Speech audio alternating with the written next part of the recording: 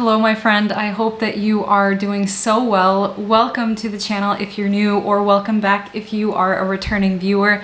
There are a few things on my mind today that I wanted to chat with you about, and they are all topics that are a little bit disconnected from each other, but in a way they're also kind of connected. So I just wanted to chat with you. I wanted this to be a very chill video where we talk about just a few things that have been on my mind and on my heart lately, and possibly are things that you've been thinking about as well. So I hope that this brings you value. The first thing that I want to talk about is creator burnout. The second thing I want to talk about is not allowing setbacks to color the rest of your day or the rest of your life. And the final thing that I wanted to chat about today is how important it is to pursue our interests and our hobbies as adults. So with all of that kind of laid out for you, let's start with creator burnout. So if you are a new viewer, you may not be super familiar with my channel at all, but I haven't posted a new video in, I believe it's been almost a month,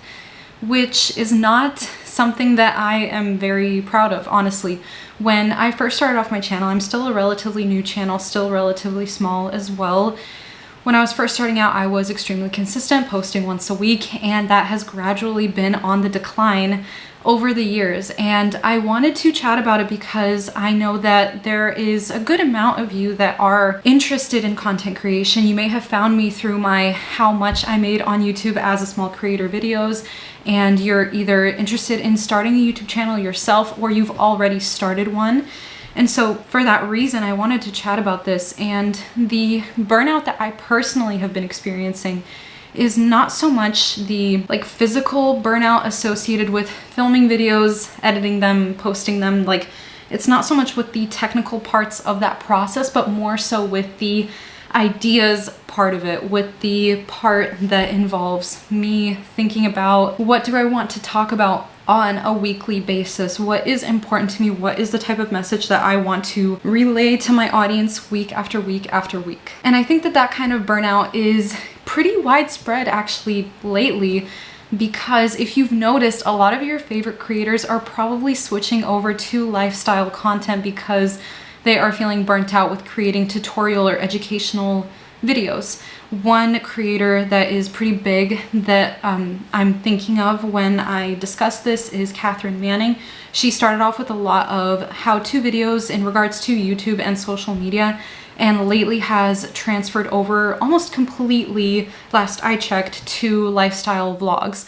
And she's not the only one. There are plenty of other creators that are making the switch because they have been feeling burnt out from their usual content. So with all of that being said, I want to provide some encouragement to you if you are a small or a new creator, or even if you've been on the platform for a while. I just want you to know that you're not alone in feeling like you are burnt out, or you're not sure kind of where you want to take the future of your channel or what you want to make videos about moving forward. You're not alone in that feeling. Both small and very large creators are experiencing that lately. It's a big topic of conversation on YouTube amongst creators, so you're not alone. And I just do want to say to you and to myself that, like I've always said, consistency is the most important thing, which I've been struggling with lately. But the more consistent that you are with your content, the more that you're able to explore different things and find out what really resonates with you and what really resonates with your audience, because you do want to find that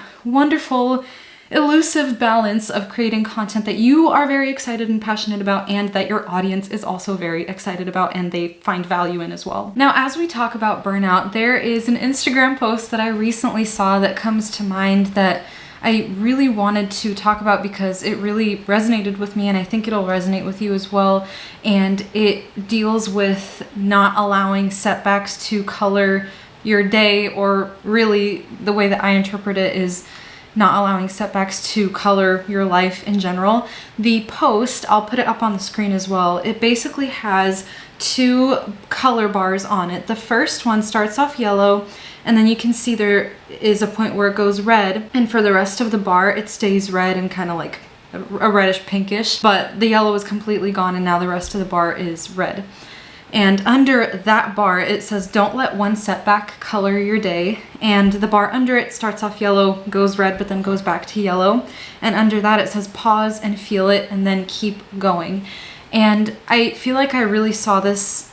I mean, I needed to see this earlier, but it's so timely for me and hopefully for you too, because it can be so tempting to think that once you start off on a path, whether it's, you're working towards a career goal or anything else in life, this can be applicable to so many other things. But oftentimes we think that we're gonna go on like one upward trajectory in that thing, when in reality it's more of like a roller coaster. And in those moments where we do experience setbacks and we experience some sort of obstacles or hurdles or difficult times where we're not sure if things are going to work out, or we've made a mistake, or things are just tough for whatever reason, it can be hard to get out of that moment and not allow it to influence everything else that you do afterwards. When something like that happens, for example, in your job, it can be tough to not allow that to create a lot of doubts in your mind, doubts about your competence, your abilities, whether you're worthy of success or you're able to reach the goal that you want to reach. It sends you into such a spiral sometimes. I know that definitely happens with me, where all these doubts kind of cloud your mind and really impacts you moving forward. And I want to really keep this in mind for the future, because there is never an endeavor that doesn't involve some sort of obstacles or difficulty. And in fact, it would be very odd if you never experienced any sort of failure or hard time in whatever you're working towards. Might as well make peace with the fact that it's going to happen, become friends with those moments, I guess, and allow them to be teachable moments where, you feel it, you learn from it, you maybe allow yourself to be sad for a little bit, but then you move on and you keep working towards what it is that you want. Don't allow those doubts to hold you hostage, because if you do, it can be very easy to remain in that low point and not get to your next high point. And I've also noticed that anytime that I've experienced something hard in my life, something really awesome and exciting is just around the corner. So if you're able to weather the storm and stick it out and not allow that setback to color your day or to color your life, something really awesome is waiting for you on the other side of it. I feel like those low points and those setbacks are the moments where a lot of people choose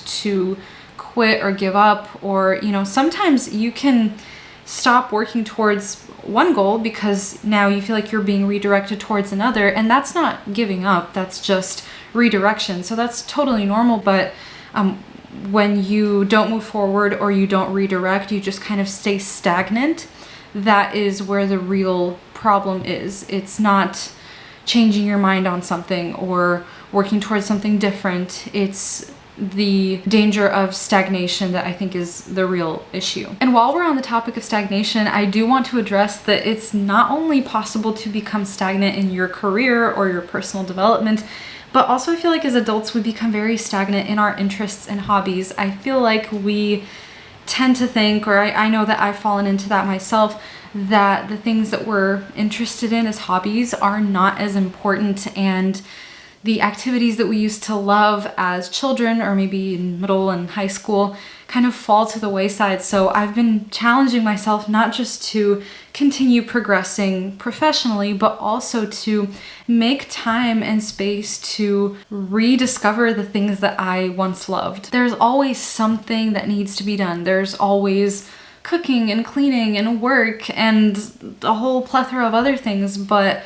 I feel like we lose parts of ourselves when we don't give ourselves the time to just do something for ourselves. You don't have to be super good at that thing in order to have it as a hobby or to enjoy it. I used to also play team sports when I was younger. I am not athletic, not very good at any particular sport, but I do enjoy it a lot, and I have been challenging myself lately to just go and play, and I have a lot of fun even though I'm not that good. It's great for my health. It's great for not just my physical health, but also my mental health. And so I encourage you to find those things that you used to love, or discover new things that you really enjoy, and don't allow yourself to become stagnant in that part of your life too. Allow yourself the space to do things outside of your career and your daily obligations. I would love to hear from you in the comments about where you're at in your career. Maybe if you're interested in or currently pursuing content creation, where you're at when it comes to that, and how you're doing just personally. Are you doing your hobbies? Are you taking care of yourself? I just would love to kind of do a vibe check in the comments and see how everyone is doing. I, again, wanted this to be a very chill and kind of chit-chatty type of video. I will definitely be getting back to the typical personal development and content creation, and hopefully some more lifestyle videos as well. But as my first video after being gone for about a month, I just wanted to have a little bit of a heart-to-heart with you. So I would love to hear how you're doing in the comments, and I would love to also hear what topics that you're interested in having me discuss in future videos. But otherwise, I will see you soon for a brand new video. Bye!